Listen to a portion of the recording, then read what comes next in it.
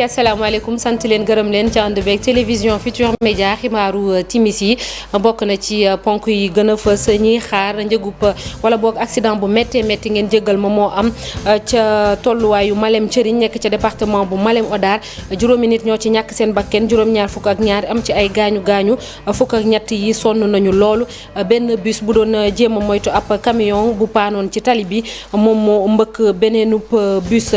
ñi doon xaar njëgu soble bi am ab wàññite boo moyul ñu xaddi ndax ren jilee du am benn wàññite ndax ci àdduna bi wërngal këpp la jafe-jafe am bu ñu sukkandikoo ci ki jiite commerce intérieur mu wax it soble bi demoon bay jar saaku bi fukki junni fële ca diwaanu Touba ca Thiès moom soble daanaka dafa manqué te boo demee ba gis ko it lu cher lay jar. jafe-jafe yi am ci assainissement ci Sénégal ONAS di ko jéem a leeral mu ne lu ci ëpp li ko waral mooy canaux yi dañ koy fatt ak ay mbalit ay grava ak lu ni xeetoo waaye itam ni ñuy tabaxee te jaarul yoon directeur général bu ONAS ne dina am ab projet bu ñuy amal fële ca zone de captage ngir askan wi ak jafe-jafe yi ñuy dund ca Ourossogui moom commerçant ya nekk ca marché central ba ci ay jafe-jafe yu métti lañ nekk noppeeguñu ca lakk ba fa amoon ca weeru sulet jamono ji marché ba ndox ma moom moo fa fees dell ñoom jaaykat yi di naqarlu yenn ci seen i kilifa mënuñoo fexe boobu ba léegi teg leen gët loolee lépp tënk la nes tuuti ñu yaatal ko.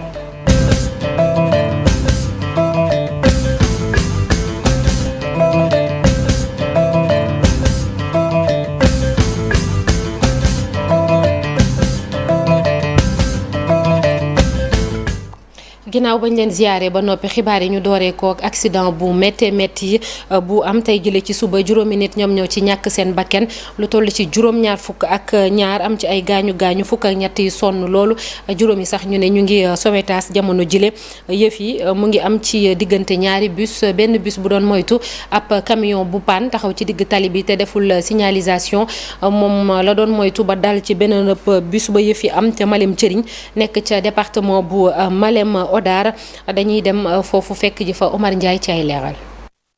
guddik alxamis jàpp ajuma bi benn waxtu jotee la accident bi am ci diggante Malem Thierry ak Niakhène bokk ci département bu Malem Hodar ñeenti doomu aadama ñàkk ci seen bakkan ci saa si lu ëpp juróom benn fukk am ci ay gaañu gaañu waaye bi leen rawale ci hôpital régional bu Kaffrine Thierno Birahim Ndaw ci la keneen ñàkk bakkanam mu toll ci juróom ñoo xam ne des nañu ci boobule accident. ñi ñu jot toll na si lim bi ñu jot toll na si fukk ak ñett blessé yu ñu jot fii bi ñu leen jotee nag kenn ki 30 minutes après dafa ñàkk bakkanam ñi si des ñu ngi leen di faj am na si ñoo xam ne ay damm-damm lañ am na si sax ñoo xam ne seen bopp yi ñoo am ay choc si blessé yi ñu jot juróom si ñoom sonn nañ lool actuellement ñenn ñi ñi ngi réa ñi si des ñi ngi fii urgence fukk ak ñetti blessé yi jot nañ juróomi koor benn woto camion bu paanoon di si wàcc télé bi nag moo waral jéey yu nu mel. moom moo paan mu taxaw ci yoon bi ñu bàyyi fi oto bi ñu dem seen yoon defuñu ay cône maanaam luy signaler suñu oto di ñëw à 50 mètres mu xam am na lu paan lu fi nekk mu lëndëm daf ko dóor faar bi muy jógee oto bi di jógee Tamba daf ko dóor faar mu gis ko mu bufir ko fekkee bis bi di jógee Ndakaaru mu ngi dugg ñu daje bi ñu dajee xool leen bopp bis bi doon dem Dakar wóolu ba di ko dem na ba Tambacounda bis bi doon dem Ndakaaru fii la tëncu suñu chauffeur bi tëncu ci dee ñu am fi ñetti dee plus chauffeuru bus waraba bi kooku tamit gaañu na ci.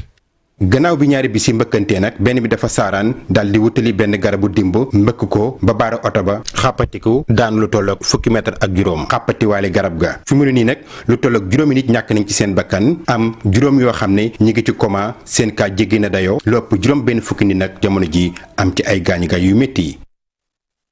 mu doon accident bu métti bi am foofu ca département bu Malem Hodar ab communiqué mi ngi tukkee ci avocat njabootu François Mancabou ñoom nee na ñu dañoo déposé benn plainte tey jëlee ci aljuma ji ca division cybersécurité bu police maître Khoureychi Ba ak ay naataangoom nee nañ dafa am ay nit yu yëkkati seen téléphone di woo saa su nekk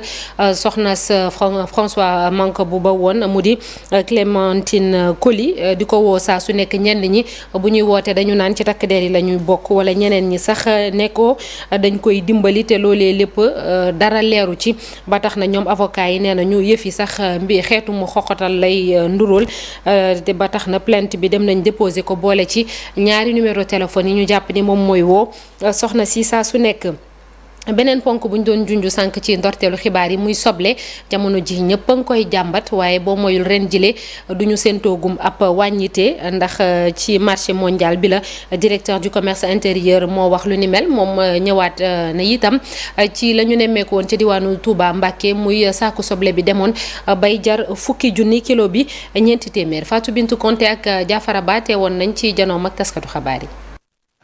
njëg yu cher yi nga xam ne ñu ngi ko nemmeeku ci jaayub soble gi ni ko waral moom moo di ay spéculateur ñenn ñi nga xam ne ay commerçant lañu di teg ab bénéfice bu rëy soble si loolu nag ko xamle moom moo di directeur du commerce intérieur. ñun bi ñu jotee information bi immédiatement danoo jël suñu service yi ñu déplacé wu jël suñu chef de service régional bu commerce bu Diourbel mu ànd ak équipe am bi nekk Mbacké ak équipe am bu nekk Bambey ñu dem wàcc ci marché Daaru Xuddoos bi ñu fa demee démb. diggante midi ba 18h ñu ngi foofu biir Daaru Xuddoos di def liggéey bi ñoom constaté nañ ni que li ñu doon jaayee soble bi mu ngi doon diggante 1500 ba 1700 francs la ñu doon jaayee soble bi saa yi ñu gisee koo xam ne yaa ngi jaayee ci prix boobu dañ la laaj sa facture te ñi ci ëpp kenn amu ci facture ñu jàpp leen nangu soble bi jaay ko sur place population yi jaayee leen ko 600 francs. situation bi nag boo gisee mu am li ñuy wax phase de cohabitation moom moo ko indi ba tax ni dafay faral di indi tuuti wàññeeku ci soble gi ci marché bii de. chaque année waxtu wi nga xam ne nii oignon local bi dafay commencer di jeex dafay am phase de transition maanaam ñaari produits yi dañuy fekkante ci biir marché bi mais dañuy fexe ba bu ñu fekkantee ci biir marché bi mu bañ a indi gàllankoor pour suñu production locale bi. moo waral ren ñu ne leen léegi gannaaw léegi ay mévente da ngeen koy ragal di ko bañ par rapport ak importé bi léegi dañuy xool ba ban période ngeen mën a garantir ni que soble local bi dina fi nekk bu boobaa ñun ñu def évaluation bi soog a ubbi importation yi. wante nag nañu xam ni ren soble du nekk loo xam ne dafa fas yéene yomb contexte mondial bi moom moo ko indi. ren Europe ay dëkk yu sedd lañu. mais ren dañoo am li ñuy wax vague de chaleur maanaam tey ren seen climat bi dafa tàng ba jéggi dayoo te tàngaay mënta ànd ak mbayum soble donc soble yi fa nekkoon noonu ñoom ñu ko doon bay rendement yi dafa wàññeeku parce que tàngaay bi fa amoon moo tax ni ko soble bi amul consistance boobu pour mën a jur li nga xam ne moom la ñu yaakaaroon en terme de rendement ñàkk rendement yooyu tax na ñoom li ñu doon jël di ko jaay dañu ko sax wàññi. gannaaw donc quantité yi dañ ko wàññi ñun pour ñu jot ci dana xaw a jafe ci ñun pour ñu mën a am ci oignon Hollande bi. li ci am ba am daal moom Omar Diallo jàpp na ni fi mu toll nii li ñu bëgg daal moom moo di marché bi am soble su doy yi surtout nag ci nga xam ni grand événement yi ñu fas yéene di dëmmal màggal Touba wala gàmmu Tiwaawan. ca Thiès moom liñ fa nemmeeku mooy soble ba dafa manqué loolu te buñ demee ba gis ko sax kenn du ko laal soxna yi faral di dem ci marché bi ñoom ñoo ci gën a sonn kii jiite ñiy liggéey ci wàllum soble bi di ko jaay wala lu ni mel ñoom nee nañu frais de douane yi moom moo yokk ci soble bi ñuy jëlee biti réew di ko indi fii ci réew mi Thiès Cheikh Anta Diop say laaj ya. Aly Ndiaye ñu ngi ko fekk ci digg magasin moom mii de moom moo jiite. région Thiès bi yëpp lu jëm ci wàllu soble njënd ak jaay te it moo yor jokkalante bi ci interprofession oignon ñu ngi ko fekkee fii ci magasin bi ci marché central bu Thiès daanaka producteurs yeeg jaaykat yi ku leen koy woo waaye li mu xamal ne moom mooy tembe de soble manqué na bu baax a baax ci réew mi. situation bi li ko waral mooy dañoo jeexal soble local bi le 11 août ubbi importation bi le 12 août bi passé. loolu nag yàlla def bi ñu ko defee tamit li taxawoon ci port bi bariwul woon parce que lépp bi ñu ko xaymaa ma ngi nekkoon 125 conteneurs 125 conteneurs nag diggante le 12 ak le 18 120 yi moom génn na. bi mu ñëwee ci moment yooyu nag mu tombé ak 15 août bi am ci ñaar fukki fan tamit di màggalu Daaru Xuddoos ñaari événement yi tombé ba mu mujjee am benn rupture boo xam ne am na au niveau de Touba am na ci région yi sax mais Touba moo gën a garaaw ndax li am Touba man ba mooy dalee jaay soble ak lay mosuma koo dégg. moom nee na lii de lu ko waral mooy soble bi nga xamante ne moom la ñuy jële bitim réew jamono yi daanaka taxe douane yi moom la ñuy yéegal ba tax jot ci soble bi yombul. soble bi dafa cher au niveau de Hollande du Sénégal lañ ko jëlee Hollande lay jóge Espagne wala lu mel ni ay Maroc foofu mu jóge nag dafa cher ndax daaw ñoo ngi doon jënd ñun soble 8 euros ci sac de 25 kilos bi ren ñu ngi koy jëndee 13 euros virgule et quelque ba pare douane bi ñëw teguwaat ci ak transport bi conteneur bi vrac la daan nekk daana yomb tey bu doon te ni fukki dërëm nga daan fay tey yaa ngi fay fukk ak juróom mu ñëw nga def transport logistique bi pour mu nga mën koo utiliser pour yóbbu ko ci yenn régions yi charge yooyu yëpp nag bu dajaloo ba tegu ci soble bi dafay cher parce que daf ñuy dikkee ñun 11000 ba 11500 ci réew mu toll ni Sénégal am suuf am ndox war nañoo dépassé soble di fi jar ay 1000 francs. soxna si ñëw fii ci marché central bu Thiès moom de ci njàqare la nekk nee na soble de gisuñu ko te njëg li daa cher lool. kilo soble 1000 francs 850 mënuñu koo jënd. damaa mujjee sëgg fee di foraatu soble bu ma toog. ceeb cher na diwlin cher na soble mënuñ koo laal. ñu ne dañoo dee ba pare di dox lii moo tax da ngay jékki-jékki rek gis ko dee ñu ne feebaru loon fekk na mu ngay wuyaaleeg feebaram ndax dafa xiif. njiitu jaaykatu soble yi nekk fii ci diwaanu Thiès nee na da xel mën naa dal ndaxte ci waxtu yi di ñëw soble bi daañu ko génne tas ko ci réew mi ba ku ci nekk man cee jotee. li ñuy bay ci réew mi bokk na ñi nga xamante ni dañ ci def ay gëstu mu di ay chercheurs nekk fële ca ISRA di Institut sénégalais de recherche agronomique tey ci suba dañoo xëy takk ay morceau yu xonk amal ab toogaanu ñaxtu ca Bambey ñoom nag chercheurs yi bokk na ci li ñuy naqarlu lu bëri ci seen i ay naataangoo di bàyyeekoo ci kër googule di dem feneen ñoom li ñu bëgg mooy seenu statut seen nekkin ci kër ga ñu xoolaat ko waaye tamit gën leen a dooleel ci wàllu recherche yooyu ñuy def ñoom ñu ne boo moyul dinañ dem grève wax li leen naqari Babacar Diouf ca Bambey. La saignée est si importante que le peu de chercheurs encore en service à l'Institut sénégalais de recherche agronomique s'en émeut. Nous ne sommes plus nombreux, hein. Tous les collègues sont partis. Ils sont partis monnaie. chercheurs yi nga xam ne ñu ngi jóge ISRA di dem feneen bari na lool ba sax ñi nga xam ne ñoom ñoo fi desandi ñu ngi ciy waaru. te ñu am ñetti nit ñoo xam ne nii ay borom yi xam-xam yu mag lañu yoroon ay services yu mag ci ISRA jóge bàyyi ko fi dem feneen. loolu nag dara waral ko lu dul li nga xam ne volonté bi nga xam ne président de la république am na ko ci ISRA ministère bi doxalu ko. nañu ci weeru mars bi passé président de la république son excellence maître monsieur Macky Sall instruire ko wax ko ne ko dama bëgg texte yi nga xam ne ñii ñooy saytu lépp lu jëm ci wàllu ISRA ak doxinam ñu xoolaat ko tëggaat ko jox ma ko ba nga xam ne gëstukat yi nga xam ne ñu ngi nekk ci kër googu ñu mën a gis seen bopp ci li nga xam ne moom la ñuy def ba nga xam ne réewum Sénégal dana mën a tirer agriculture am mbéyam dina jëm kanam waaye dafa mel ni loolu boobu ba léegi dañ ko nasaxal. boo moytuwul nag dina am njeexital lu bon a bon ci li nga xamante ni mooy mbéy mi ci Sénégal boo moytuwul sax autosuffisance alimentaire duñ ca yegg. du autosuffisance alimentaire mënul nekk tant que recherche bu baax amul te ISRA moom mooy yor loolu il faut que suñu direction scientifique nekk direction scientifique bu am doole. waaye nag direction scientifique boo xam ne amul benn moyen daanaka dañ ko néewal doole bokk na ci li nga xam ne mooy suñu problème ginnaaw loolu suñu budget bi doyul budget ISRA doyul. ni ñu ko amalee ci centre ISRA yi nekk ci Sénégal yëpp gëstukat yi ay morceaux yu xonq la ñu takk te nag di waajal ba ci grève bu ñu deful dara jëm. ca Tëngéej ca ñi yëngatu ci wàllum mbay mi ñoom ñu ngi yëglu ci loi bi ñu votel mu yitte organisme génétiquement modifié mu di ay OGM ak njeexital loraange yi ñu mën a am ci askan waaye mbay mi dañoo jàpp ni loi boobu lee ñu voté ci assemblée nationale ci législature bi weesu lii di multinationale maanaam ñi bàyyeekoo biti réew te am doole ñoom lay gën a dooleel waaye ñi nekk fii ci réew mi daf leen di néewal doole bu baax a baax teg ci OGM yi ku ko dégg rek xam ne li muy jur ci ay feebar bëri na lu ci mel ni ay cancer Rufisque Abdou Diouf Diagne.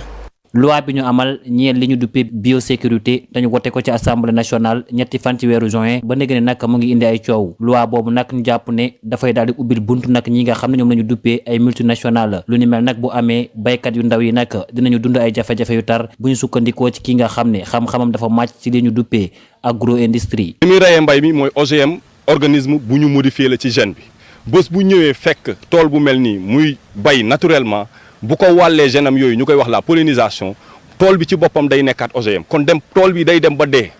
léegi monoculture intensive bi nga xam ne moom mu ngi koy def day rey agriculture bi rey suuf sa te bay boobu du bay boo xamante ne baadoo la mën na ko def ku am xaalis rek moo koy def ndax technologie boo xamante ne yow ci ki ngay jëndee semence bi moo lay jaayale engrais bi ci misaal oto la boo xamante ne si ki nga ko jëndee ci moom rek nga mën a jënd jee gasoil bi boo jëndee beneen station gasoil bi def ko ci oto boobu oto bi du dox. la ca gën a doy waar nag bu ñu sukkandikoo ci Mamadou Alpha Diallo mooy nag liy tukkee nag ci loolu nga xam ne moom la ñu duppee ay OGM mën na indi nag ay jàngoro yu mel ne ay cancer. OGM yooyu nee nañ day indi ay fausse couche ay cancer de l'utérus ay problème mu diabète ay problème de hypertension artérielle maanaam feebar yi nga gis tey yëpp Sénégal loolu noonu OGM da koy indi loi boobu nag terewul OGM mu ngi dugg Sénégal. OGM mu ngi dugg Sénégal depuis la nuit des temps mais ana ki koy contrôler lu tax waxul waaye mu ngi suñu marché bi ñu ngi koy togg tous les jours yéen a ngi koy lekk man maa ngi koy lekk waaye loi bi da koy gën a yombal mu gën fi dugg te kenn dootul wax dara. député yi nga xam ne nag ñoom ñoo war a ñëw ci assemblée nationale ñuy sàkku ci ñoom nag ñu daal di bàyyi xel bu baax loi boobu léegi nga xam ne mën na indil ay jafe-jafe wér-gu-yaram askanu Sénégal loi boobu nag dañoo jàpp ne dañu ko wootee ci ak njëkkante. leneen ci xibaar yi muy mbirum assainissement office national de l'assainissement du Sénégal di ONAS moom mi ngi jéem a indi ay leeral ci li waral muy sooxee ci réew mi directeur général bi nee na réseau bi yenn saay dañ ciy dugal lu ci bokk lu ci mel ni ay mbalit ay xeer ay plastique wala sax nag ay médd loolu moom mooy fat canaux yi te loolu ñu ciy dolli taw bi yenn saay dafay ñëw feesal dell fi ndox yi war a jaar lu itteel wàllum urbanisation tamit dafa jàpp ni ñu bëri dañuy tabax te jaarul ci yoon dafay indi ay jafe-jafe zone de captage muy xamle ni dina am ab projet bu ñu fa amal ngir ndoxu taw bi ñu mën koo lijjanti ba loraange yi mu jural askan wi jamono ji ñu bañ koo dundati Alhassane Ba ak Alioune Diagne teew nañ ci conférence de presse bu directeur général bu ONAS. tàmbali woon nañu ay opération jëm ci wàllum raxas lépp li nga xamante ni salte la nekk ci canalisation yi raxas itam bassin de rétention yi waaye itam xool équipement yëpp. ñu tàmbali woon ko ci Ndakaaru ci weerub avril ci biir région yi ci weerub mai waaye ONAS bi mu ko doon def jànkoonteloon ay jafe-jafe yu bëri. li ñuy wax obstruction des canaux yu bëri dañ leen di agressé avec li nga xam ne mooy déchets solides yi gravats yi da nga gis koo xam ne day tabax këram gravats yi nekk foofu ci buntu kër yi bàyyi foofu ay regards su nekk à côté su tawee gravats yi day dugg ci biir donc ak yeneen yoo xam ni dañ koy constaté. moo handicapé vraiment li nga xam mooy réseau bi branchement clandestin yi da ngeen di gis par exemple benn canal boo xam ni ndoxu taw moo fa la jaar mais 7 jours sur 7 toujours di am ndox donc cela veut dire que nit ñi ñooy branché wu clandestinement ci réseau yooyu. ay mbir yi nga xamante ni duñu namm ñu koy seetlu ci réseau yu ONAS yi li ni mel tax na ba déclaration yi nga xamante ni jëm na ci ay canalisation yu fatt usagers yi di ko def ni mu doon amee ci jamonoy noor ci nawet gi ëpp lool li ni mel tax na ba ONAS yokk ay jumtukaayam ngir mën a jàppale askan wi. Le chef de l'État avec vraiment sa compréhension jàppale nañu ba ñu am un nouveau dispositif donc démb sax je crois que peut-être suñu jaaree Cambérène dañ ko mën a gis un nouveau dispositif mu jàppale ci li nga xam mooy curage mooy aussi système de dépannage yi entretien. ñi yeewoo ca zone de captage sonn lool ci mbënd mi tax na bu office national de l'assainissement du Sénégal jël ay dogal yu bees. gestion vraiment la zone de captage en termes de eau pluviale ñoo ngi demande nañ benn étude dañuy wax ni il faut proposer un système durable sur 10 ans sur 15 ans sur 20 ans sur 25 ans te loolu je crois que avec le directeur de la planification mu nekk fii ak sama naataango yëpp ñoo ngi ci te dans les meilleurs délais dañu proposer benn système donc de gestion des eaux pluviales pour l'ensemble de la zone de captage. ONAS di sàkku ci acteurs yëpp bokk ci mairie yi ñu dugal seen loxo ci wàllum sensibilisation waaye itam jëlee lépp li nga xamante ni suuf la ci yoon yi xool itam ni ñu yoree mbalit mi di seetlu di aar lépp li nga xamante ni ouvrage la jëm ci wàllum assainissement. marché Ourossogui ñoom tamit ñu ngi ci ay jafe-jafe xam ngeen ne am na lakk bu metti bu fa amoon ca juillet waaye barki démb taw bu fort ba fa wàcc dafa ñëw feesal marché bi dell ak ndox ba tax jaaykat yi jamono ji ci njàqare bu metti la ñu nekk rax ci dolli seenub maire mënuñoo fexe ba jot ko nee nañu ñoom itam dañ doon janoog taskatu xabaar yi Ali Bandel Niang El Hadji Li ay commerçant yuy tiislu lool ci yàqu-yàqu yi tukkee ci ndoxu taw yi fi wadd ñoo doon dajak way taskatu xabaar yi ay bés gannaaw lakk gu metti ga woon ca marché bu Ourossogui nga xam ni yóbbaale na seen bagage yu bare tey ji itam marché central bu Ourossogui mu ngi dund ay jafe-jafe yu metti ndax nag ndoxu taw yi ñëw dafa daal di yàq seen ay bagage waaye itam inondé gox bi commerçant yi mer nag bokk na ci la leen gën a yëkkati moo di ñuy sàkku ci kilifa yi ñuy soppi seen dundin ca marché ba waaye itam ndax ñu jot ci 20 millions koppar yooyu nga xam ne mu ngi war a jóge ci njiitu réew mi te maître Moussa Bokar Thiam bu mu ñëwee woon ngir masawu leen moo leen ko annoncé woon. place yëpp fees depuis suba nag vraiment gisuñu kenn dégguñu kenn wax dëgg fi yàlla en tant que maire nag wax dëgg yàlla woo nañ ko jotuñu ko gisuñu leen dégguñu leen te vraiment marché bi dañoo soxla ndimbal fi mu ñi ngi lancé appel nag autorités yi nekk ci région bi yëpp di leen wax ni marché Ourossogui dañoo soxla ñu defaral ñu ko parce que li fi nekk ci ay jafe-jafe bari na déjà gis ngeen mbalit mi ne ma ngi ne ngeen di jàkkaarloo place yi yëpp dafa inondé ma gis ngeen ko saaku meew yeeg farine yeeg ceeb yeeg lépp a ngi ci biir ndox place yi daal dafa fees boobu ci gàttal téléphone donc jot leen problème la depuis 7 heures ñu ngi woote mënuñoo jot kenn maire woo naa ko jotuma ko woo nañ maire wax dëgg yàlla jotuñu leen te vraiment fii soxla nañ leen pour ñu ñëw gestu marché Ourossogui suñ teewaay bii daal loolu donc maanaam moo waral wax ji nañ ñu defaral marché bi ba bu tawee ndox mi am fu mu jaar demu yoonam bouche d'incendie nañ ñu ko defal ci biir marché bi ba bu yàlla tere bu lakk amee gis ngeen lakk di fi amoon fan yi passé plus de 80 places lakk nañ te wax dëgg yàlla boobaak léegi am na lu ñu digoon ni président joxe na décaisse joxe na 20 millions xaalis boobu ba tey jii gisuñu ko dégguñu ko dañ koy dégg nii rek mais kenn jotagu ci te ñi sinistré yi ñi lakkale woon soxla nañ dimbal lool. taw yu am doolo yi tàmbale ak ay pic yu ëpp 147 millimètres marché central bu Ourossogui moom mu ngi ci biir ndox mi ci waxtu bi nga xam ne nag kilifa yaa ngi wéyal recensement sinistré yi yenn ci ay jigéen yuy jaay seen ay légumes seen table yaa ngi ci biir ndox mi. ñu dellu si ci Ndakaaru ak plan Orsec bi service d'hygiène ñoom door nañu ab liggéey mu di dem di pomper ay diwaan yu bëri lu ci mel ni zone de captage tey jëlee ci aljuma ji foofu la ñu xëyee ndax foofu xam ngeen ni mbënn mi dafa indi ay yàqu-yàqu yu bëree bëri te dafa bëri ay yoo moom colonel Maodo Malick Diop di commandant brigade nationale service d'hygiène moom nee na am na yeneen diwaan itam yu ñu fas yéenee def liggéey bu ni mel ñu déglu ko ci micro Fatima Touré. comme sapeur jaar na fi ba pare ba ngàcc ndox mi nga xam ne moo fa nekkoon léegi nag ñun ñoo war a ñëw daal di désinfecter daal di désinsectiser parce que aussi comme ni ma ko waxee léegi taw bi tamit dafay ànd ak ay weñ yu bëri day ànd ak ay yoo yu bëri day ànd ak ay nuisances yu bëri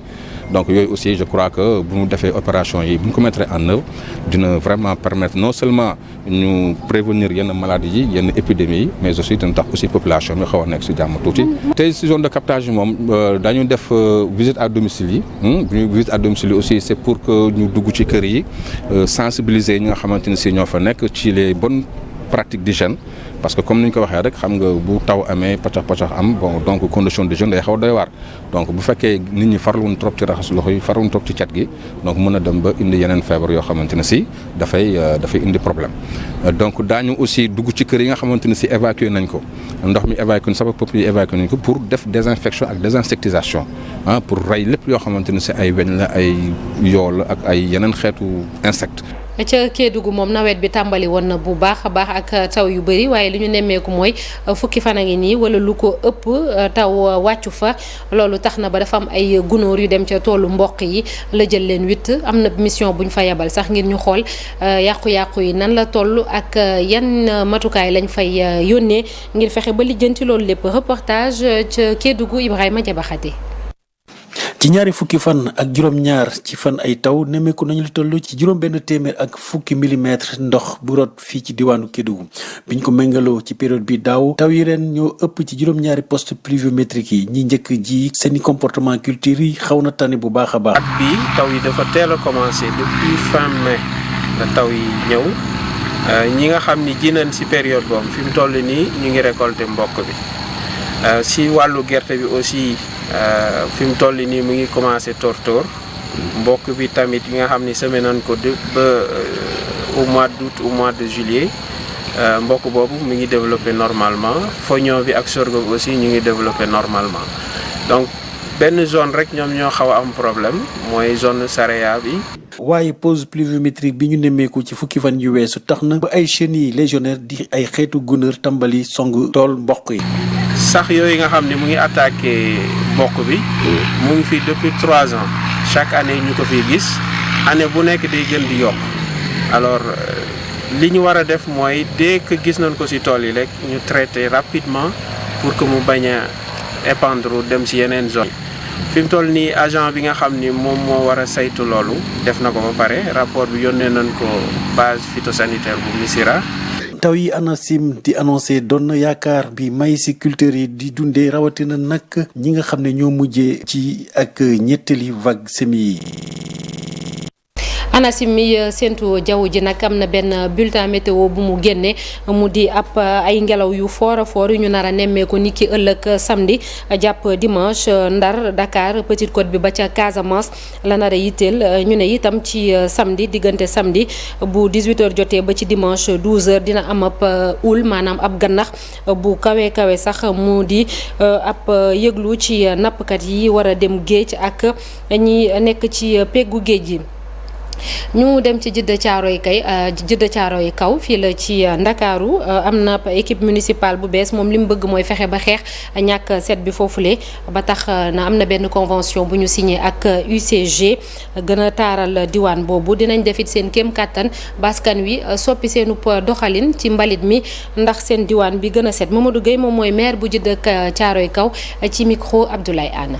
xool nan la ñuy yokkee cet gi nan la ñuy fexee ba dootul am benn mbalit buy taxawaalu ci biir commune bi te jël nañ ci ay engagement yoo xam ne incha allah fii ak ay fan dinañ ko dëxañ ci benn convention boobu doon day permettre commune bi engagé wu ci apporter contribution ak concours am mais aussi UCG yokk taxawaayam yokk pas-pasam ci liggéey bi ci wàllum cet gi donc am nañ yaakaar bu baax ne jafe-jafe yi nga xamante ne si am nañ ko ci cet gi notamment ci li wër bassin yi ak ci yenn points yi nga xamante ne si ay points noirs lañu. Jidda Set Wicc programme boobu noonu am nañu yaakaar ne ak accompagnement wu monsieur le directeur général ak toute son équipe dinañ ci am satisfaction bu yéeme. ñu ëpp ci liggéey bi daf cee bokk sensibilisation daf cee bokk waxtaan ak askan bi pour que ku ci nekk ci ñun xam responsabilité yi mu war a am ci taxawal set.